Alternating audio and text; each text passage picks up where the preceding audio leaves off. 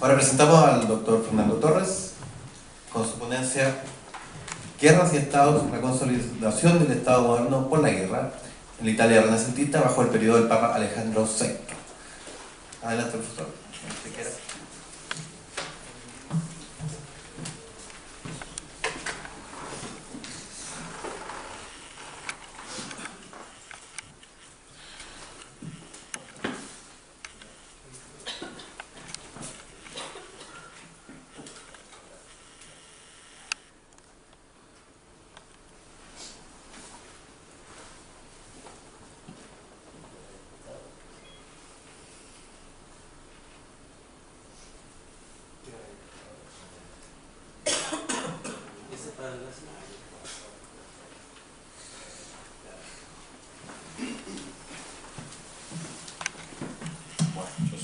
Petizo, así que me tengo que acomodar. Suele pasar estas cosas. Bueno, ante todo, buenas tardes. Muchísimas gracias a la invitación de esta universidad, la verdad, esta alta casa de estudios que tiene esta idea tan maravillosa de poder trabajar en un tema que resulta difícil. A veces uno dice, ¿de qué vas a hablar? De la guerra. Ah, amigo, qué tema que elegiste. Esta actividad humana que pareciera que es nefasta, y lo es en sus resultados, en su idea, pero que no podemos negarla, que está enquistada en la cultura del ser humano, ¿no? Solamente en la historia escrita, disculpen esta introducción, que no era querida, pero pensaba un poco en lo que veía y escuchaba, solamente en la historia escrita de más de 5.500 años, se calcula que por lo menos 5.200, perdón, es decir, casi la totalidad fue de guerras, ¿sí? Apenas 300 años se puede hablar de una relativa paz.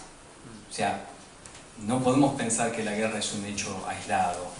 Está en el ser humano y estudiarla, tratar de entenderla, me parece una cosa, y nos debiera parecer a todos, una cosa importantísima a tener en cuenta. Entonces, me parece muy bueno la iniciativa y que la historia esté avanzando sobre este aspecto que no podemos dejar de lado, ¿sí? Desde lo historiográfico, yo me formé desde un plano social, cultural, hoy lo hablábamos con el doctor Cornu. La academia siempre trabajó, las universidades, al menos en Argentina, desde un plano dejando de lado a la guerra. Y me parece justamente por eso, por ser algo tan presente en la historia, que volver a tomarlo, tratar de estudiarlo, tal vez no como se hacía antes, en el acontecimiento puro y exclusivo, o de los grandes hombres, sino incorporándola y mezclándolas en una manera, hoy hablamos de sincretismo, y bueno, está genial, y realmente les agradezco esta posibilidad de poder charlar sobre esta temática. Así que, desde ya, muchísimas gracias a los presentes y a la Universidad de Valparaíso. Bueno, ahí pasamos el chivo de paso. Decía, bueno, voy a tratar sobre el tema de guerras y Estado. El nombre completo es todo eso. Voy a tratar de explicarlo porque así todo parece mucho. Y de paso les comento que bueno, la idea es comentar primero un poco la relación de guerras y Estado y después tomar un estudio de caso, porque justamente desde la historiografía tradicional los estados modernos están originados, o al menos desde esa explicación tradicional, científica, no por la guerra, ¿sí? Sino por otras cuestiones que vamos a analizarlas. Y la intención, por lo menos mía en este sentido, es tomar un caso, en este caso los estados pontificios, y explicar que en este caso fue la guerra finalmente la que produce la génesis de ese estado moderno en este espacio de tiempo y lugar geográfico que es la Italia del Renacimiento.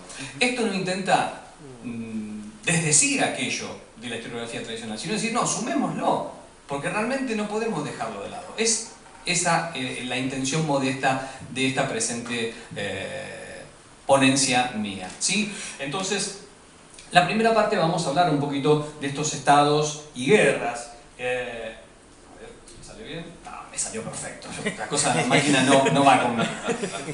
Empiezo con esto porque, bueno, está claro que a lo largo del tiempo hay una relación simbiótica entre estados y guerras. Creo que es Charles Tilly, quien dice la guerra produce el Estado y el Estado produce la guerra o la continúa como una manera de manejarse en el tiempo. No sé si es así o no, pero en todo caso no podemos negar que Estados y guerra han estado relacionados a lo largo del tiempo. Este es el testimonio más antiguo que se tiene al respecto, es la estela de los buitres, de Sumer, ¿sí? Específicamente de Lagash, y está contando esto de cómo el Estado va a darle mayores recursos humanos y logísticos y una mayor organización a los conflictos tribales que estaban ya con anterioridad desde el plano prehistórico, ¿sí? Por justamente esta lucha de la supervivencia, el alimento, en fin.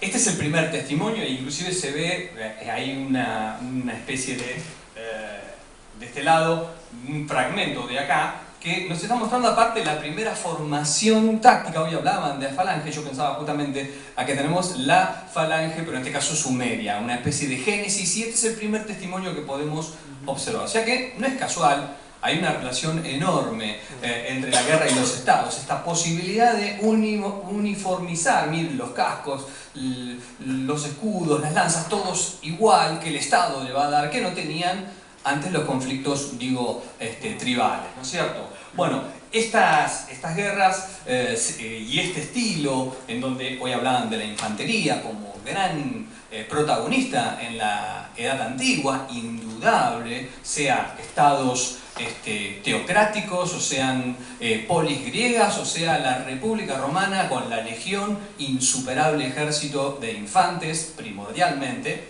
no exclusivo, pero primordialmente de infantes, fue por poner algo que es peligroso, la norma a lo largo del tiempo. Esto no cabe en dudas. Esto empieza a cambiar a principios del medioevo con las invasiones y sobre todo podemos decir que para finales del siglo IX y el X empezamos a ver un nuevo tipo de guerra. Ya se había preanunciado no la aparición, sino la primacía de la caballería, que empieza a tener cada vez más importancia, y bueno, las guerras se vuelven más veloces, una mayor movilidad, y obviamente esto le va a dar primacía a lo que hoy hablábamos o hablaban perfectamente de la caballería en la Edad Media, sobre todo en la segunda etapa de la Edad Media, en donde vemos ya al amigo. Yo escuchaba y digo, hoy nos pusimos de acuerdo para hablar de lo mismo y está buenísimo, pero cada uno cuidando su quinta. En este caso, estos son, digamos, no es representativo de la totalidad. Si uno piensa al final de la Baja Edad Media, vamos a pensar en el caballero con armadura. Acá tenemos uno del siglo XI o XII aproximadamente, pero es indudable que empieza a tener una primacía este tipo de combatiente, porque aparte las guerras se hacen numéricamente más pequeñas. Ya no podemos pensar en grandes batallas como la de Gaugamela, ¿sí? O Isos, si pienso en Alejandro, hoy también se comentaba.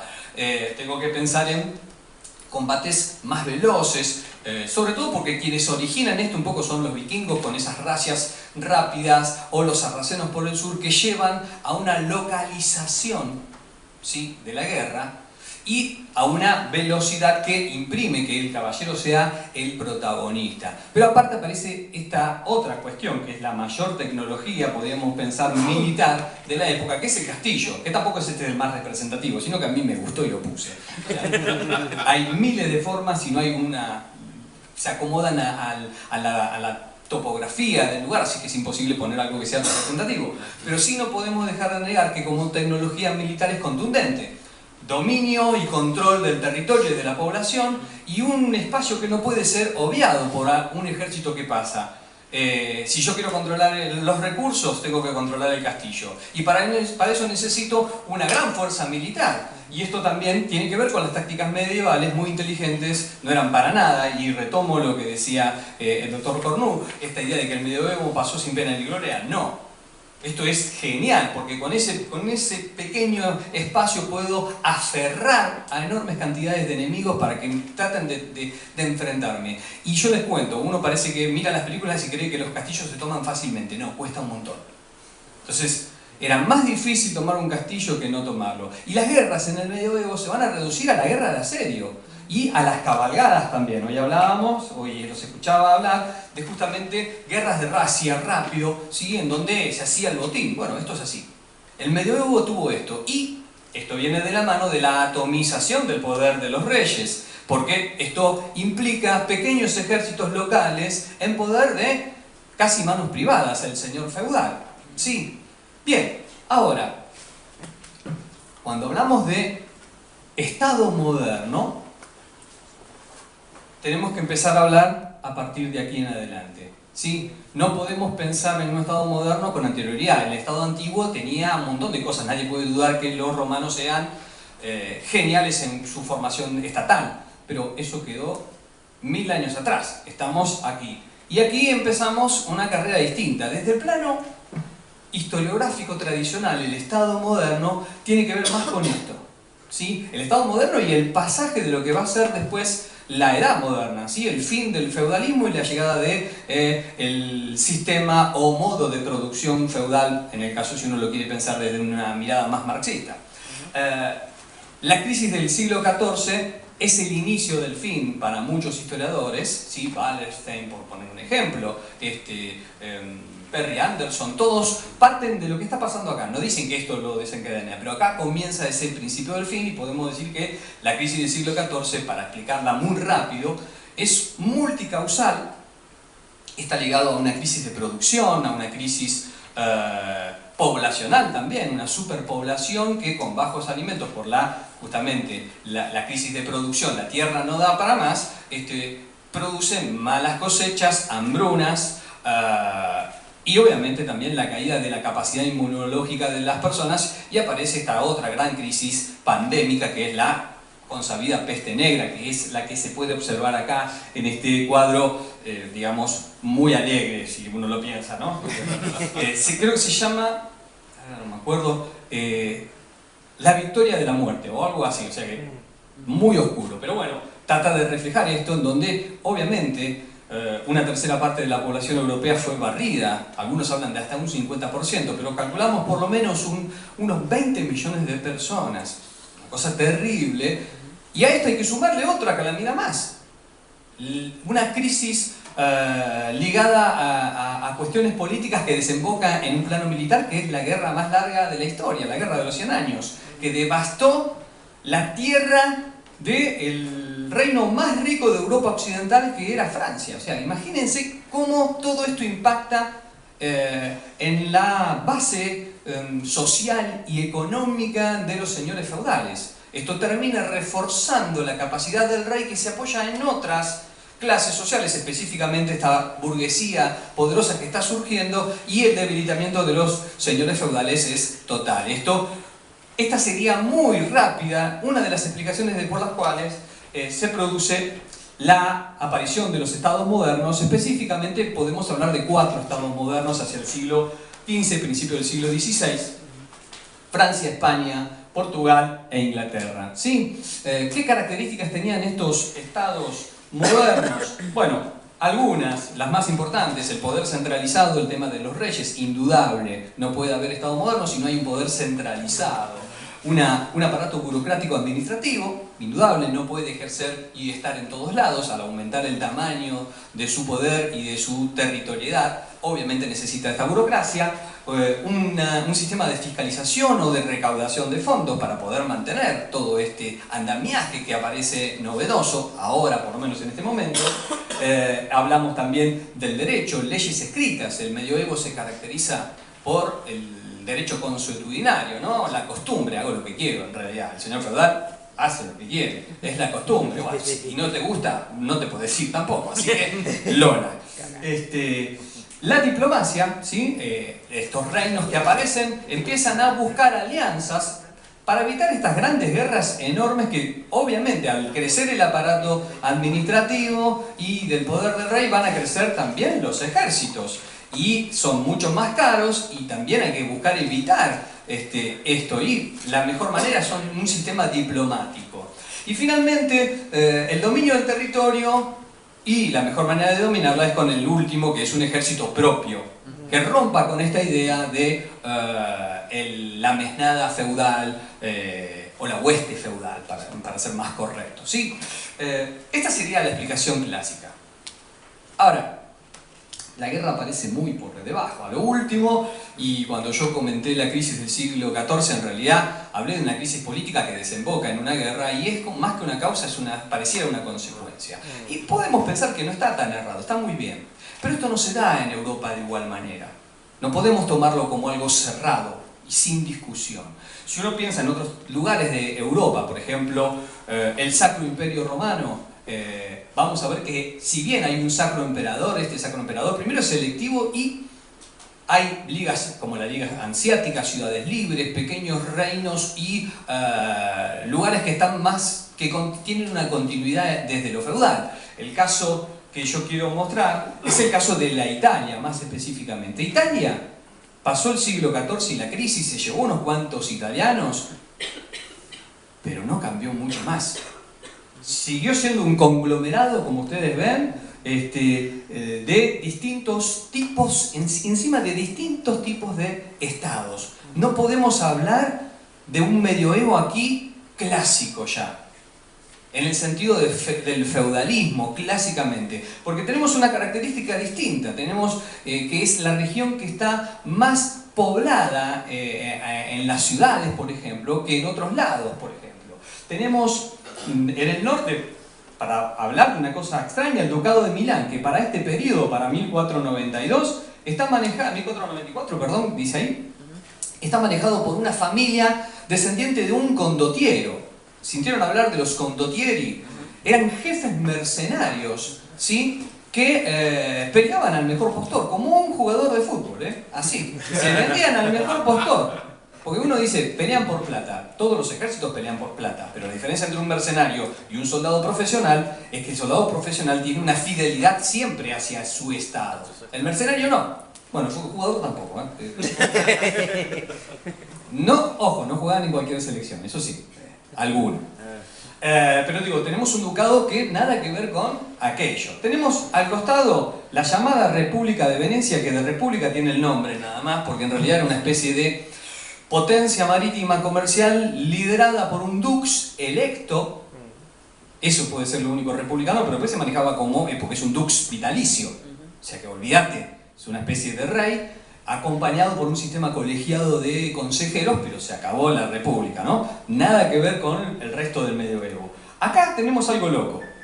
Salteo algunos porque hay un montón, sin fin, pero tomo por lo menos a los 5 más importantes. La República de Florencia. En este caso tenemos una república que está manejada por una familia de banqueros, los Medici, que no tienen ningún cargo. Gobiernan desde su palacio, no gobiernan desde la signoría que está, el palacio de la signoría que está en el centro, no. O sea que ya también es una cosa media rara. Si queremos hablar de un estado medieval, feudal, tenemos que hablar del reino de Nápoles. Esto sí, este es plenamente un reino feudal, pero que encima es vasallo del que nos interesa. Esto es vasallo, en teoría, de los estados papales. Y acá tenemos la cosa más rara. ¿Sí? Los estados pontificios ya son una especie de entramado extraño, porque uno piensa en el poder de los papas y debería pensar en un poder espiritual. Sin embargo, tenían netamente un poder real y terrenal. Los territorios pontificios eran un conglomerado, un espacio territorial que en teoría estaba dominado por los papas, pero en realidad estaba también dividido por distintas familias. El ducado de Urbino, por ejemplo, estaba en manos de los Montefeltro, que de paso debemos decir que eran condottieris o condottieros, que combatían muchas veces, no siempre, por el Papa. A veces peleaban contra el Papa, pero estaban dentro de su territorio. Rimini estaba en manos de los Malatesta. Con ese apellido ya podemos pensar que no entraban muchas razones, y era verdad. Los Malatestas eran bravos, y también se enfrentaban muchísimas veces al Papa, pero supuestamente estaban subordinados al Papa. Es una cosa loca. Pero no queda ahí la cosa. Si vamos a Roma mismo, Roma estaba dividida en 13 barrios denominados rioni, que estaban en manos de distintas familias. Los Colonna, los Orsini, los Savelli, los Anibaldeschi. Tenemos, los Pierleoni, los Crescenzi. Bueno, me podría quedar. Hay una infinidad de familias que se dividieron, los Anguilar, me estaba olvidando de unos personajes terribles. Casi todos tuvieron papas. ¿sí? Porque tenían presencia en el colegio cardenalicio, que ese es otro gran problema. El sistema de gobierno de los estados pontificios es una monarquía electiva, si lo pensamos políticamente, no estoy haciendo ningún tipo de valoración religiosa, sino es una monarquía electiva que se produce a través de los cónclaves en donde participan los cardenales de todas estas familias. Y encima, por su edad avanzada, tienen un pequeño problema. Al tener una edad avanzada, gobiernan por poco tiempo. Esto significa aproximadamente que en un siglo puede haber un promedio de un papa cada 10 años. El siglo XV fue así, hubo no 10 papas, hubo 12 papas. O sea que, imagínense, si me voy más atrás en el tiempo, vivían menos inclusive, entonces podía haber 20 papas por siglo, o sea que gobernaban un promedio de 5 años. Esto producía una constante inestabilidad, porque al morir un papa se elige un papa nuevo, pero que trae a toda su cohorte de familiares, y si es un Colonna, va a perseguir a los Orsini, que están ahí. Y si es un Orsini, va a perseguir a los Colonna. Vivían en constante guerra, y siendo encima condotieros, tenían fuerzas. El Papa necesitaba tener sus propias fuerzas, pero que no eran las suficientes como para imponerse al otro, porque el otro también era fuerte. Tenía que buscar alianzas. Esto lleva a una constante conflictividad. ¿Esto qué nos dice? Que el Estado papal para el siglo XV pasó la peste bubónica, pasó todo, sin embargo no podemos hablar de un Estado moderno porque no tiene por lo menos dos de los atributos. Tiene sí una burocracia excelente, porque nadie puede dudar, la Iglesia tuvo durante mucho tiempo el monopolio del conocimiento y hasta de la escritura, sobre todo al principio de la Edad Media, leyes escritas, o sea, las bulas, todo tipo de leyes se escribían, o sea que tenía toda la capacidad para tener un Estado moderno. Sistema de diplomacia, todos iban al papado para pedir, cualquier rey necesitaba divorciarse de una esposa que no quería, y bueno, voy al papa y recurro y le digo, mira, necesito divorciarme. O sea que había toda una cuestión que podíamos pensar que es un Estado moderno, pero no tiene un verdadero dominio del territorio y tampoco tiene un ejército propio, depende de los condottieri, ¿sí?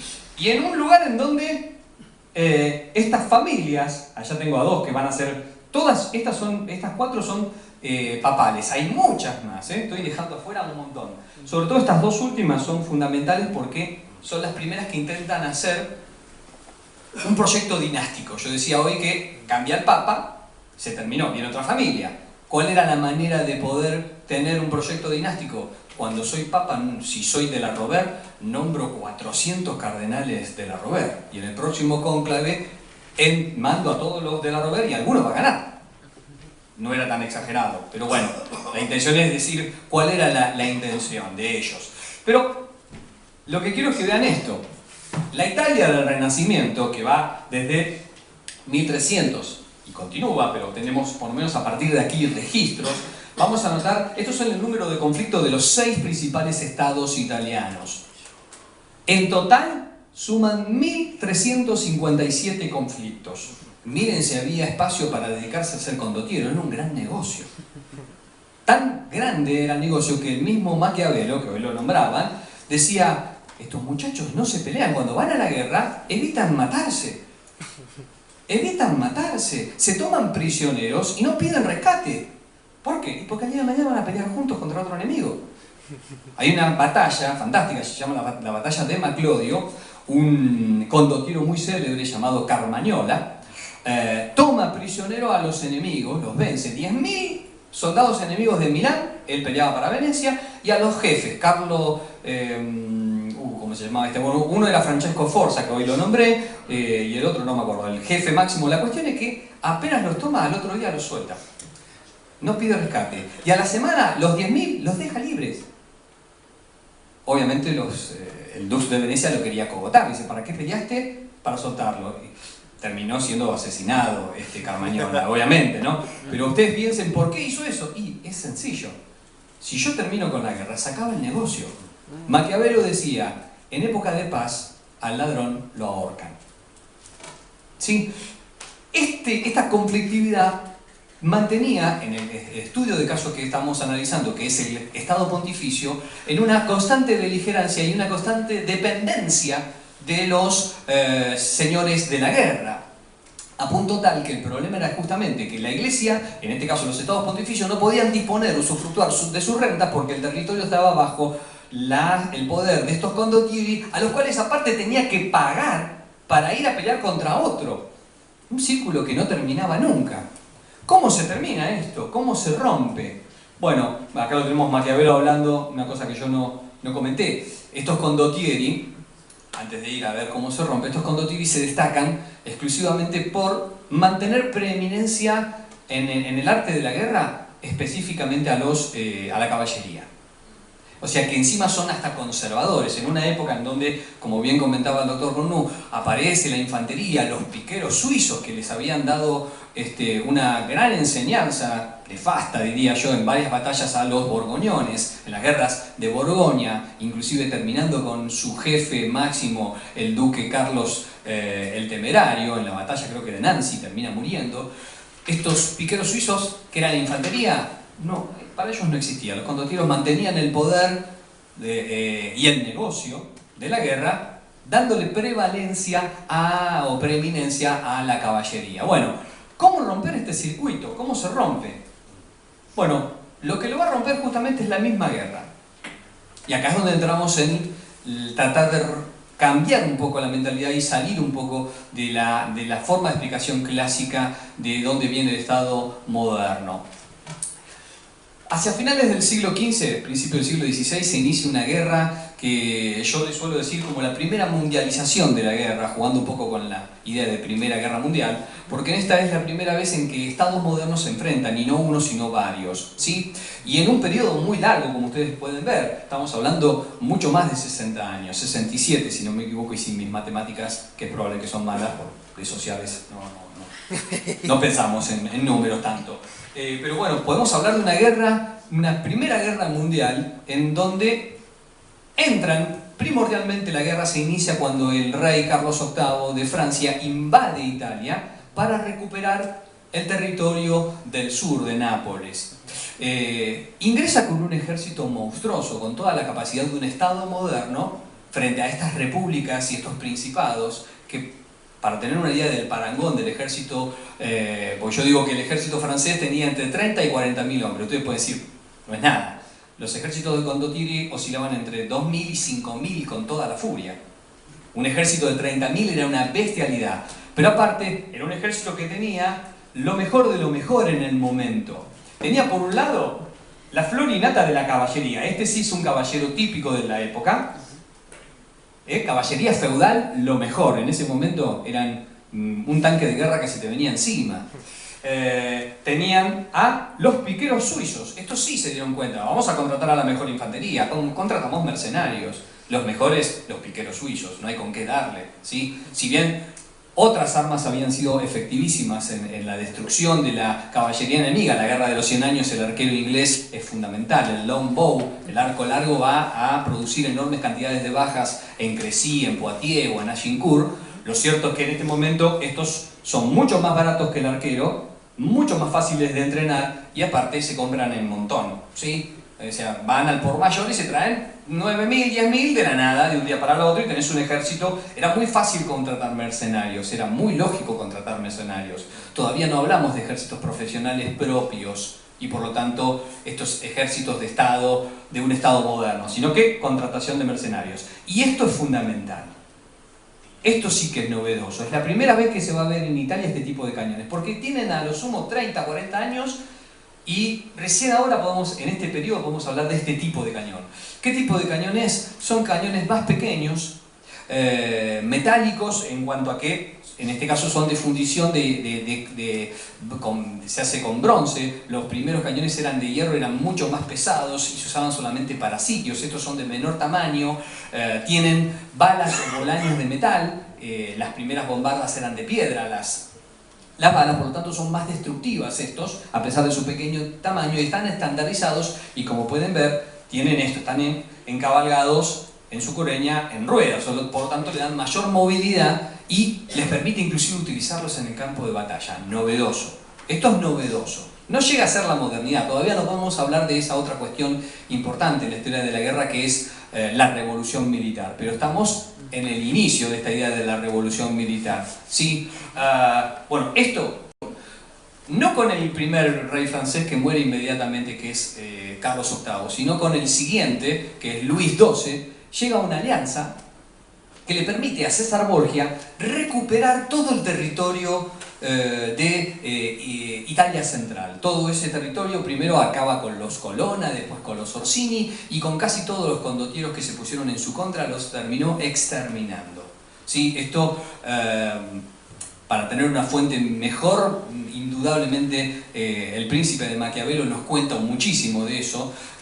Hoy hablaban del arte de la guerra. Bueno, Maquiavelo lo tiene muy ensalzado a César Borgia, porque César Borgia pone en práctica muchos de los preceptos de Maquiavelo, que no tienen que ver con la idea de la traición o con el mal sostenido dicho de que el fin justifica los medios, que no aparece en ningún lado de la obra de Maquiavelo.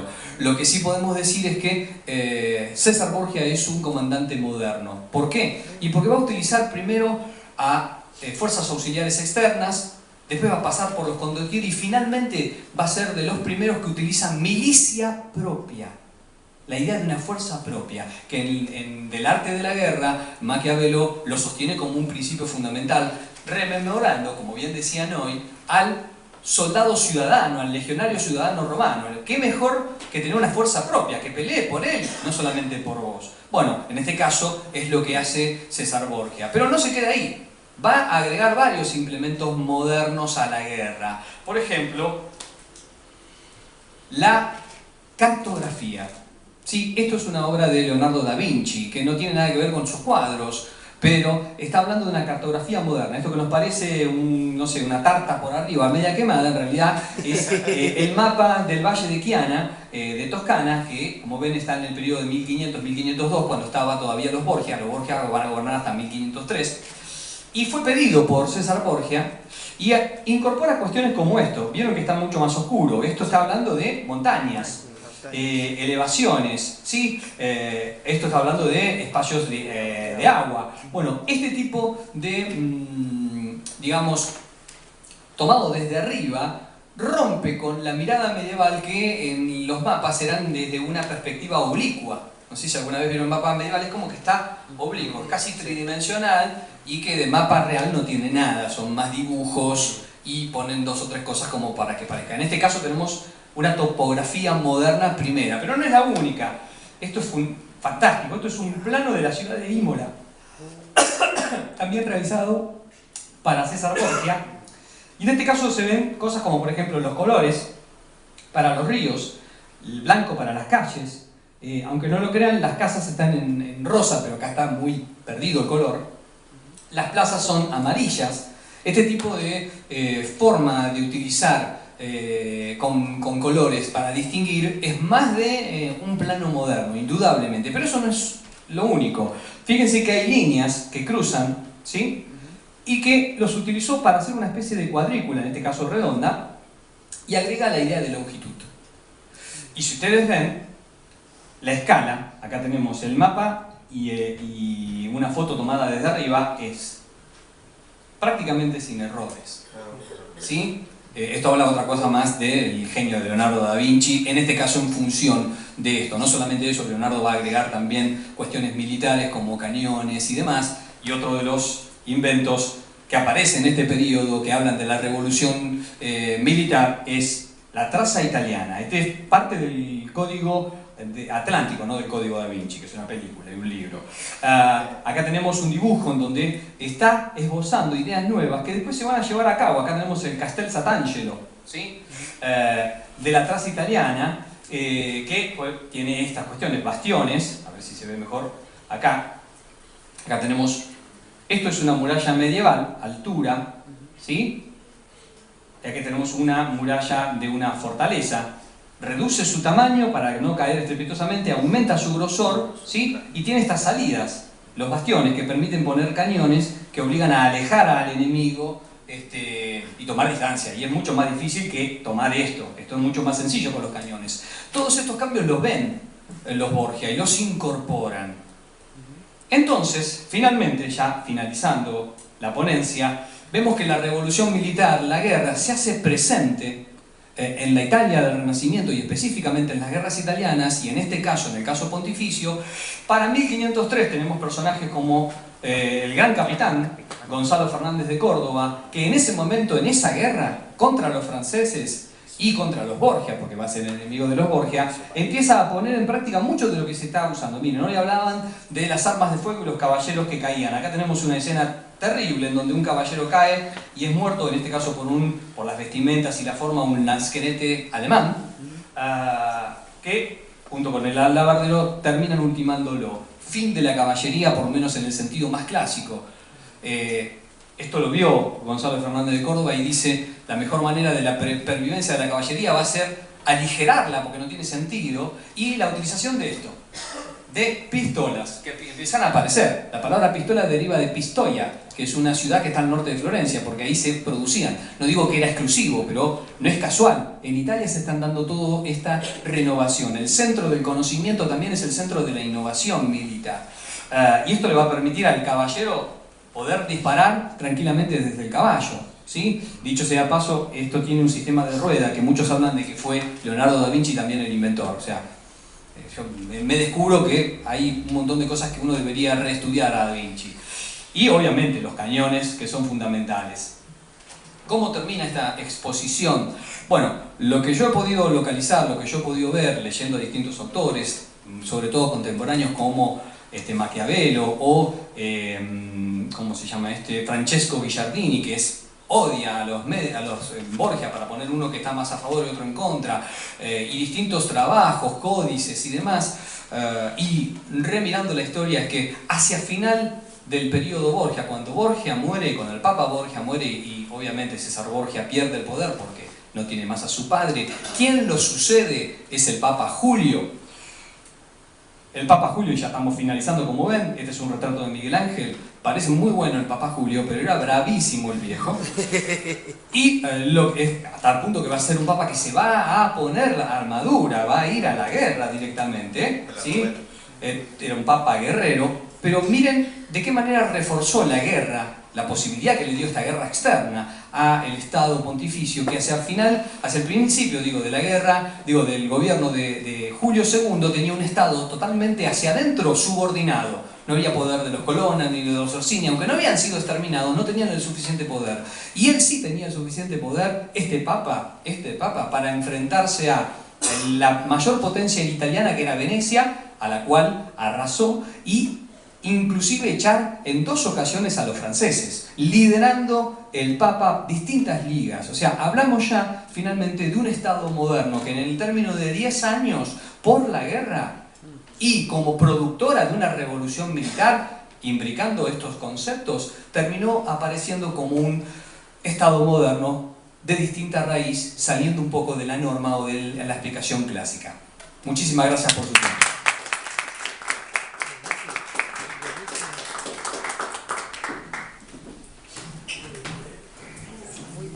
Agradecemos a los dos expositores. Tenemos unos 15 minutitos todavía para hacer preguntas.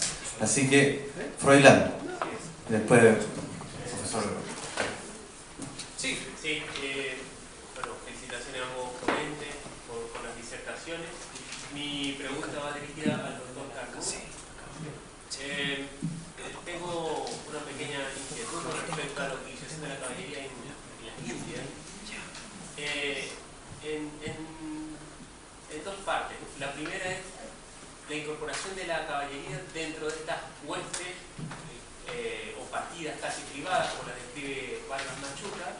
Y la segunda, la